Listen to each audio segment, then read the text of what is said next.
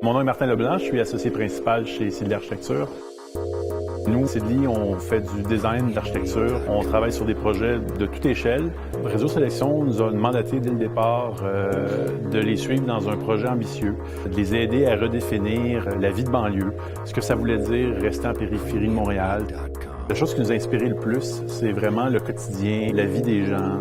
Donc, on a essayé de puiser à travers la vie de famille, la socialisation, des caractères, des ambiances qu'on voulait véhiculer dans nos espaces pour créer des espaces de vie, des espaces d'habitation qui reflètent des valeurs d'aujourd'hui, qui permettent de la socialisation, puis qui offrent une certaine vie communautaire très différente de ce qui est offert présentement en périphérie montréalaise. On a d'abord voulu s'inscrire dans cette ambition-là. On a voulu proposer un projet qui va changer la donnée au niveau de ce qui est offert en termes de logement, d'habitation, d'environnement de vie. Cette idée-là de gang, cette idée-là de famille, et c'est ça qu'on veut créer. Mon nom est Maxime Alexis Frappier, je suis architecte associé à la firme ACDF Architecture. ACDF Architecture œuvre un peu partout au Québec, en Colombie-Britannique et récemment aussi en Asie.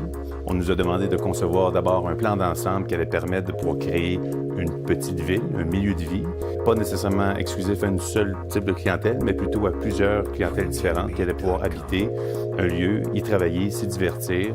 Alors dans ce cas-ci, ce qu'on a voulu faire pour vraiment s'assurer qu'on allait créer rapidement un milieu de vie, c'était de définir une enceinte végétale dans ce cas-ci qu'on appelle la ceinture forestière, alors qui vient vraiment circonscrire le site. Une fois que la ceinture a été définie, on a commencé à introduire des principes urbains un peu plus forts en intégrant deux grands axes qui viennent se raccrocher à la ceinture plus circulaire en périphérie. Et ces axes-là, en fait, sont les grandes rues, parcs extérieurs, de nature un peu plus civique, donc des placettes, des espaces de recueillement, de rassemblement pour la communauté, et en fait recréer ce qu'on peut avoir de meilleur dans un milieu urbain. Alors, quand on veut convaincre des gens d'habiter dans une plus haute densité, en retour, on leur offre énormément d'espaces extérieurs et publics et civiques. Je dirais d'abord un projet responsable, mais en même temps très enthousiasmant.